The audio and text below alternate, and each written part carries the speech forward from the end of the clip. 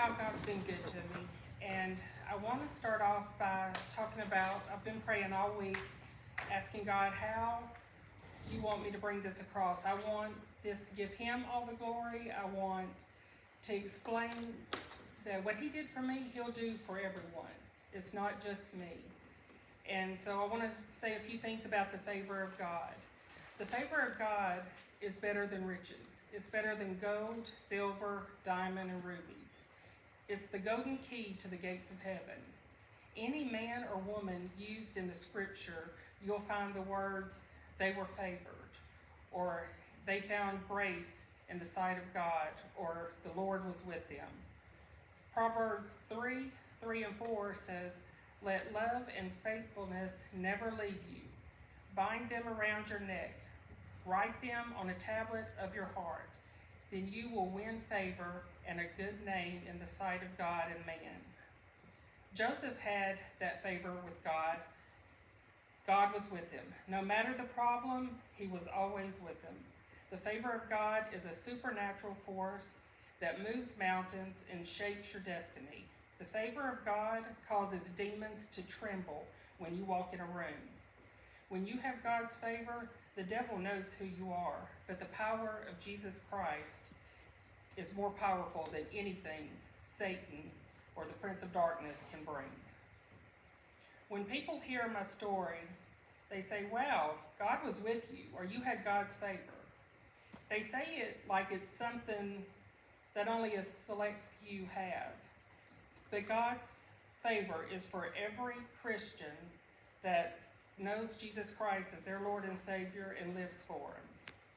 I'm going to tell you how when I repented and put all my faith in Jesus Christ, how my life changed and how I received God's favor.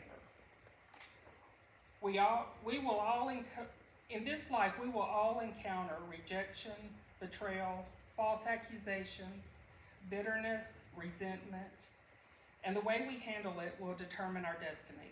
Most of the time, our biggest hurt comes from people we love and are closest to us. I'm going to tell you how I moved beyond my crisis and learned to depend on God and put all my faith in Him. You can only conquer your past by focusing on your future.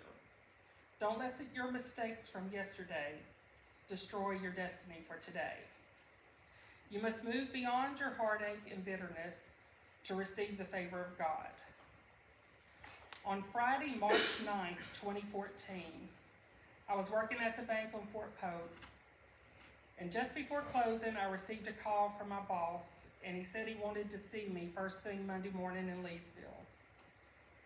I knew at that moment I was caught. I had been embezzling for over 5 years, and I knew that was it. There was nothing else I could do. I got all my things from my desk and I left that day knowing I wouldn't be back there. I didn't know what to do. I didn't sleep that night. I didn't know what to do. I called my mom and my sisters the next morning and I said, I need y'all to come to my house. I told them what I had done, and there was a lot of tears. There was a lot of support, but there was a lot of tears. There was fear. I didn't know what to do. But looking back, I can see how God was already working and putting people in my path. My sister, JoJo, had worked for a defense attorney before then, and a very good defense attorney. And I hadn't prayed in a long time, but that day I prayed. And I went to her and I said, I need his cell phone number. And this was Saturday night, 8 o'clock. I don't know too many attorneys working then, but when I called him and I said, I'm in a predicament, and I told him, he said, come to my office right now.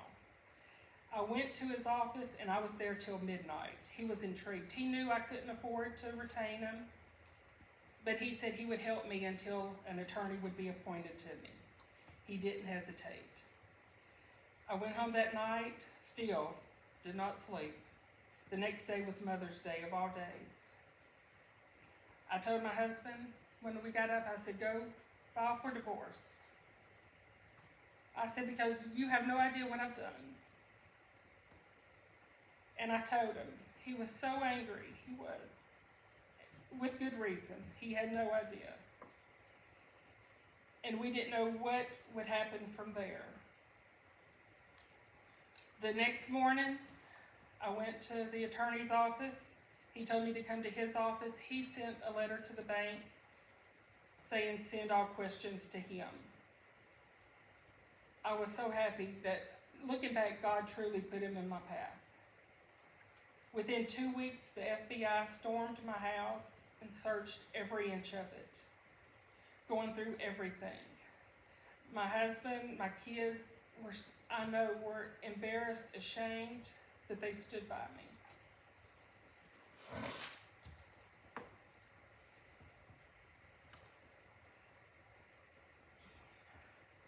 Whenever I went to the attorney, he told me, he said, these are the things that's going to happen now. He said, when they figure out everything you've done, they'll come and they'll arrest you. And he said, and that's when you'll be appointed an attorney.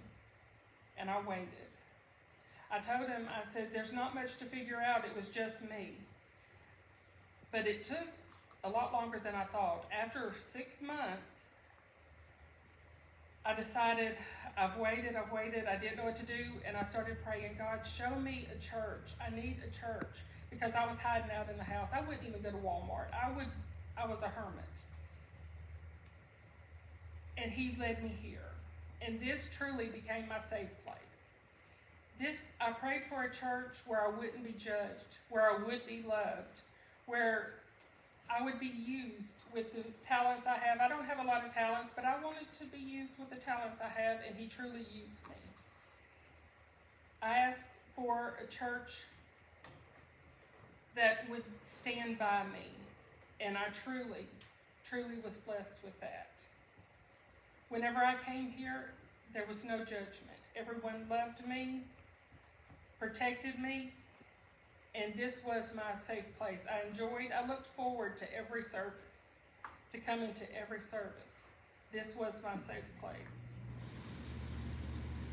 When I met with my attorney again, he told me, he said, this has become a federal case because it was on Fort Pope, and so the FBI will be doing this. He said, but when you go to court, there's one lady judge, you don't want her. You do not want to be assigned to her. Well, of course, I was assigned to her.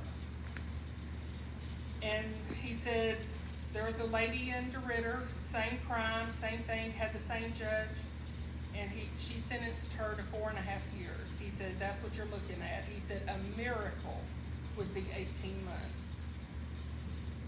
And I said, okay. I still didn't hear anything from the FBI that whole year. But early 2016, I got a call one morning, 7 o'clock. It was the FBI. They said, would you like to come outside so we don't have to come inside? And I walked out. My husband walked out with me, and they told him he could follow me and he could bail me out in Lake Charles at the federal courthouse. We went, and there was an attorney there that they appointed that day, and I asked him, I said, will you just ask that there be no bail, that they just let me go on my own? And he said, that's unheard of. He said, with your crime, that's not gonna happen. I said, does it hurt to ask? He asked. The judge granted no bond. There cost nothing to get out. Thank you, Jesus. He did that for me. We come home. I was told, this is your attorney. I never called him because, like I said, my sister worked for one, and I heard her complain a lot that, don't call the attorneys, they'll call you when they have something. So I never called him. And when I did meet with him, he pointed that out, that, he could get paid if I would call. But I said, no, my sister broke me of that. And whenever he basically was not interested, he was overworked and had a lot of cases, and he said, this is your court date, and he left it at that. And I continued to pray, and everyone here at church was praying with me, and I decided, after reading the Bible and asking God to lead me, I decided I needed to fast. And I want to read to you a little clip from Tony Evans' book about fasting. This explains it so well. The importance of fasting.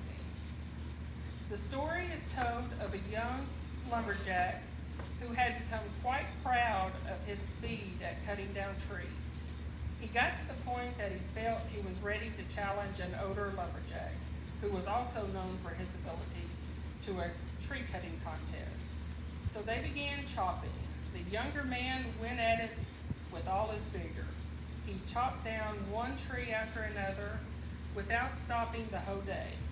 He thought things looked pretty good for him because he noticed that the older lumberjack took about 15-minute break every hour. But at the end of the day, the older lumberjack had chopped down 1/3 more trees than the younger man. Somewhat miffed and puzzled, the younger man went to the old master of forestry and asked, "How in the world could you cut down more trees than me, taking a 15-minute break every hour?" The wise older lumberjack looked at him and said, "Because when I stopped cutting, I took time to sharpen my axe." That's a good parable for many Christians' spiritual lives. A lot of us chop away all the time and then wonder why the trees aren't falling. We look at other people who don't seem to be working half as hard as they are, yet they seem to be making a lot more progress spiritually. Just maybe the difference is they have taken the time to sharpen their axes. That's what the spiritual discipline of fasting is all about, sharpening the axe of the inner person so we can achieve spiritual victory. Most of us have heard a lot about prayer, but I wonder how much we have been taught about the importance and the purpose of fasting. Follow the subject through the Bible and you'll discover that it's everything. Fasting is not just an aside to the Christian life, but essential to the life that pleases God. In fact, Jesus said that in his absence, fasting was to be a priority of his people. The attendants of the bridegroom cannot mourn as long as the bridegroom is with them, can they? But the day will come when the bridegroom is taken away from them, and they will fast. Matthew 9:15. Since you can't have a face-to-face conversation with Jesus today, fasting is a way that you can make a special link with him when you need a spiritual breakthrough in your life. I want to make 4 important points of fasting that, well, I didn't get those. Something unique happens when we fast. God sharpens our spiritual focus so we can see things more clearly. Jesus fasted for 40 days before facing the devil, Matthew 4:1-11. And then Satan tempted him to make bread out of stones. Jesus said, "Man shall not live by bread alone, but on every word that proceeds out of the mouth of God." So what I decided I was going to do was I was going to fast for 6 weeks. And to truly see a breakthrough and miracles that I needed to see, it had to be a true sacrifice. And this may sound funny, but the only thing I would drink back then was Sprite. If it was Sprite or nothing, I wasn't drinking water, nothing. I give up everything but water for 6 weeks. And then another staple at our house has always been macaroni and cheese. It didn't matter what you were having, macaroni and cheese went with it. I knew I still had to cook it every night for 6 weeks, but I gave it up. And I'm going to tell you, I was a little moody at first and got a little dehydrated the first week or so, but I stuck with it and I prayed. But I was so overwhelmed. I said, "God, I don't even know what to pray for." I was totally at rock bottom. My rock bottom was this. I had never in my life been this low. And I said, "I'm fasting, but I don't know what to ask for, so I'm asking for your will." It's easy for us to pray and say, "God, I want it done like this, this, and this." But when you truly say, "I accept your will," that's when you'll see the miracles. So after 6 weeks of fasting, my fast was over, and I told no one about the fast. It was just me. We went to eat one night, and Rory had ordered me Sprite, and when the waitress came, I said, "Take that back, I need water." He said, after 30 years, if I would have ordered you water, you wouldn't have had it. But I didn't say anything, sent it back, got water. And I knew I had the trial date coming. And I said, God, I don't know what else to do. What will show me a sign? Tell me something.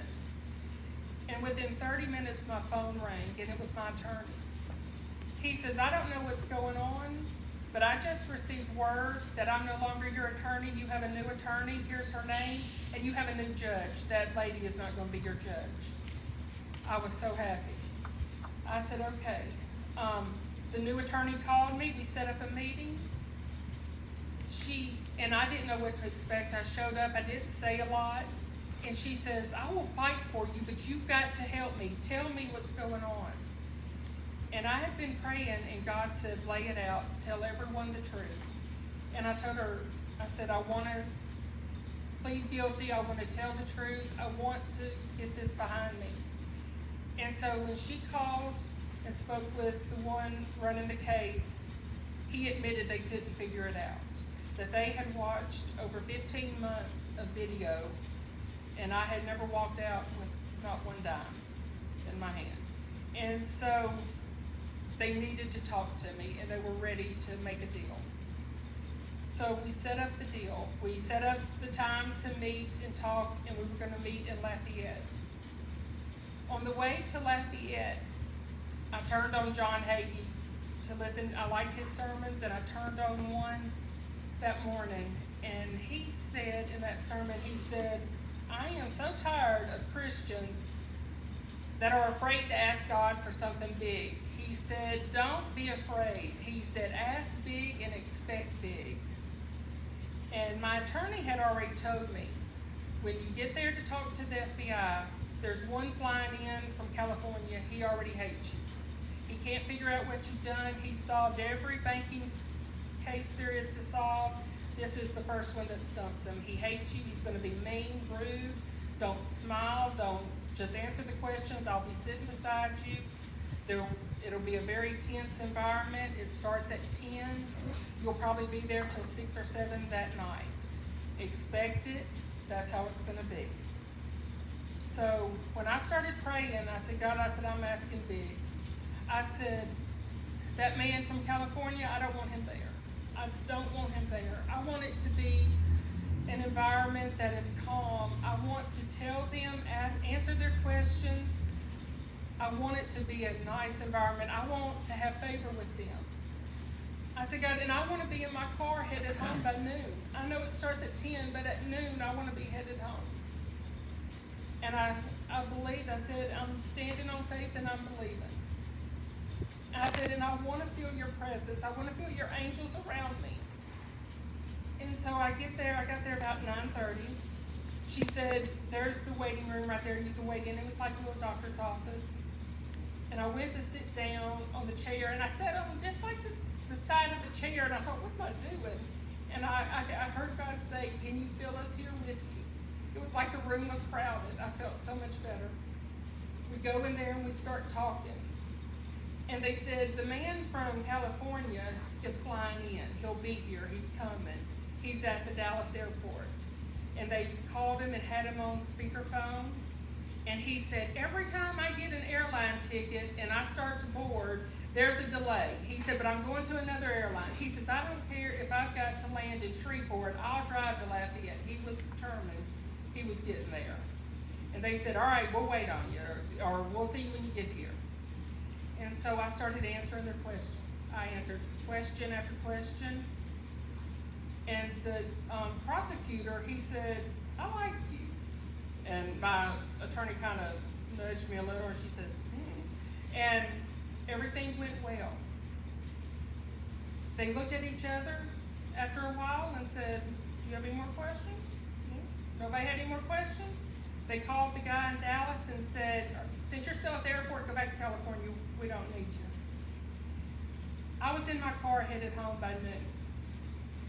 My attorney walked me to my car and she said, they told me when you walked out that they liked you and they didn't want to stick you with the full sentence, that they want to work with you. They were very happy with you. That was God's favor.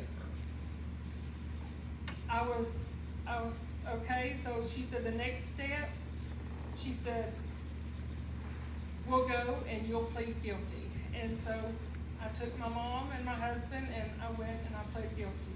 They gave me a sentencing date. I came to church, I testified, I told everyone at church how it went with the one from California that got sent right back to California. Told them everything. And the love this church has for everyone, I'm telling you, is incredible. They loaded up in that church van and we went to the courthouse and for 45 minutes walked around and prayed. And as, I'm sorry, I'm getting emotional.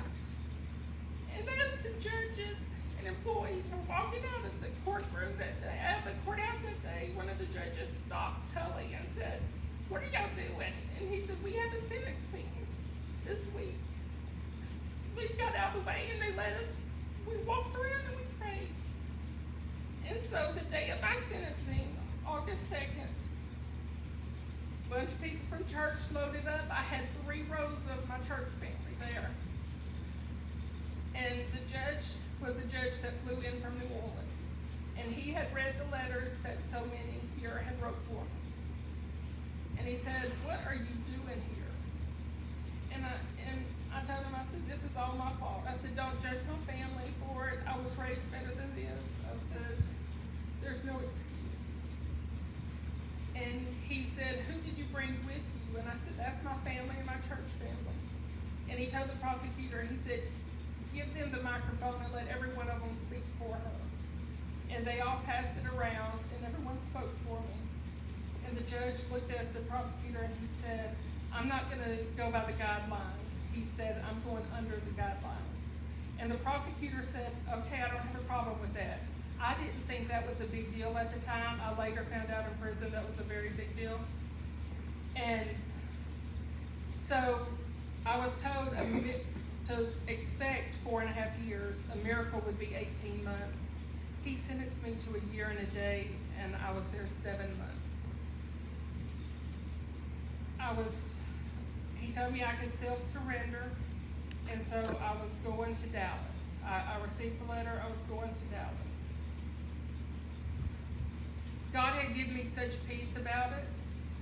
Even on the way to self-surrender, it was my mom, Ronnie, and me and my husband, and I didn't sleep a lot the night before. I was nervous. I wasn't scared, I was nervous. I didn't know what to expect. I had God's peace. But I remember like almost 3 hours into the trip, Ronnie was driving and I said, why didn't we go through Shreveport? And he said, because Bryan, Texas is down there. I said, that's the wrong way. We were headed to the wrong place. We had to call Frida and see where we were going. But we had, and I have a lot of videos from that day in the car, and there was laughter and joy even that day going to self-surrender. I didn't know what to expect. I got there, and Carswell in Dallas is a prison and a medical facility. And when they were checking me in, they asked, are you sick? Do you have anything? And I said, well, I've got arthritis. I have asthma, no, nothing major, not dying or anything. And she says, she said, the computer, she said, you're lucky, assigned you to the best, nicest doctor we have. I said, okay. She said, but it also puts you in the hospital. She said, let's go, you're going to the hospital. I didn't know what that meant, so I'm in a hospital room, private bathroom. It's a regular hospital room. And there was a Christian lady in there that I've become fast friends with, Lynette. She's a darling woman. And she had cancer.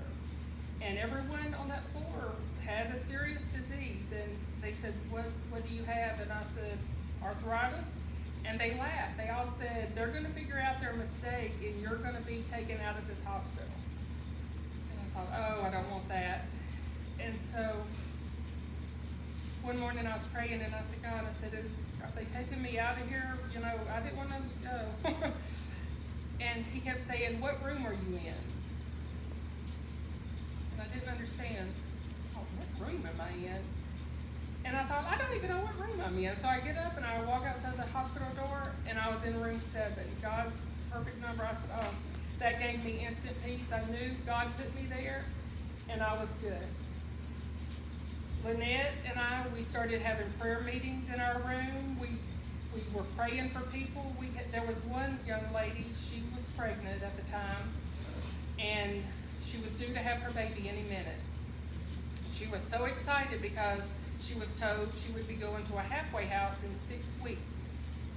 She was telling me, you know, I'm out of here in 6 weeks. She was excited. She said, you know, my mom's gonna come get my baby, and in 6 weeks I'll be back in Tennessee, and she was so happy. And later that day, they came and they said, look, we did the paperwork wrong, and we put down you would still be pregnant and you won't be in 6 weeks, so we gotta start over.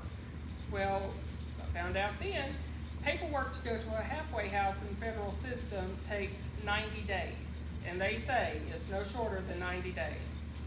She was crying, she was furious, she was mad, and then something in me just, I said, we can fix that with prayer. Faith and prayer, we can fix that right now. I said, come here. I anointed her, I prayed over her. I said, I believe, but you've got to believe too. I prayed, I said, that's it, forget it, it's done. And then I went and sat down and I said, oh Lord, please. Because it was odd to be that bold, but I felt that bold. And the next day, I was emailing someone, I was in the computer room emailing someone, and they said, Melanie's looking for you, she's looking for you, she's crying. And I thought, oh no, what's happened now? They come back to her and said they were able to get it pushed through quickly, and she was leaving in 6 weeks. And she was then ready to hear about God, she was ready to get in our prayer meetings, all the things she didn't want to do before, she was ready to hear. So God, you know, brought her to that. And from there, our ministry grew. And I don't want to miss anything, I'm sorry. And there was another inmate there that was a nurse's aide, Dusty. She was tough looking. I wasn't going to mess with her. She was tough looking, but you know, we never had any problems or anything.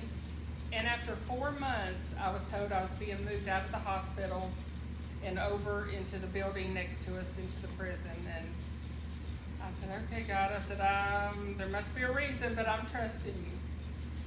And as soon as they said, you're going to 227, I said, all right, 7's in it, I'm good. But I get there, and Dusty is the one in the room. But she took an instant liking to me, thank you, Lord. And she became, I guess, my protector. So funny, I called her yesterday and told her I was doing this, and we're videoing, I'm gonna send her a copy, but anyways, she said,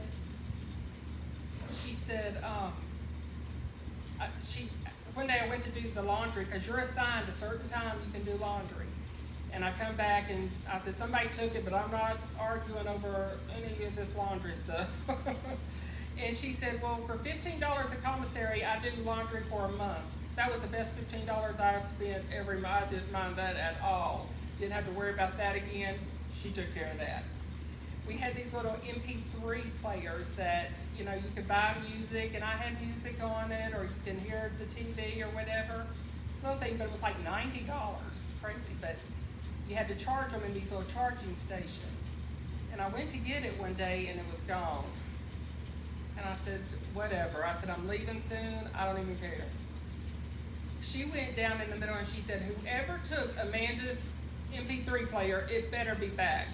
In 10 minutes, it was back. Dusty was awesome. She was awesome. She took care of everything. And it wasn't long, and I was in the halfway house. And I had to have a job going to the halfway house, and God opened that door too. A job that turned into a 6-week job. I'm still at 5 years later. God give me favor. He's blessed me over and over. I didn't always feel favored, but looking back, I was truly favored through the whole thing. And that's another thing I want to talk about with God's favor. God's favor is yours. You need to think like it, you need to talk like it, you need to live like it, and you need to act like it. You need to know that God loves you and has your back. Our God is an awesome force. He is a friend that sticketh closer than a brother. He is our deliverer. Have faith in God. He will not fail you. Too many Christians live timid and lack self-confidence. They're insecure about what they're about to face. Stop it. You are a child of the King. That's what I used to tell myself when I was there. I am the daughter of the King. You are blessed and highly favored. You don't have to feel favored to be favored. Consider Joseph in the Bible. Look at things from Joseph's point of view. When his brothers ripped his coat off his back and covered it in blood and told his father he was dead, he didn't feel favored. But he was. When he was thrown in the pit and his brothers were laughing and he was begging for his life, he didn't feel favored. But he was. God was with him. When Potiphar's desperate housewife screamed, "He tried to rape me," he didn't feel favored. But he was. God was with him. God was leading him and putting people in his path for his perfect destiny. He went from the pit to the palace. He was the second most powerful man on the face of the earth. When he didn't feel favored, he didn't see God putting people in his path and opening doors he didn't even know were there. When you think God's not taking care of you, or you think God's missing something, you don't see the door he's about to open. You don't see the people he's moving around and putting in your path. Looking back, I can see it all now. I didn't see it then. We need to square our shoulders, make up our mind, live for God, and God will take care of us. I want to thank Boyd for letting me give my testimony. And I would love to pray with anyone that needs prayer, or anyone that ever gets discouraged. If you need someone to fast with you, hey, I'm your girl. I can do that now. I can knock some fasting and prayer out. But anytime you need to talk, anything you may need, I'm here for you. Just let me know.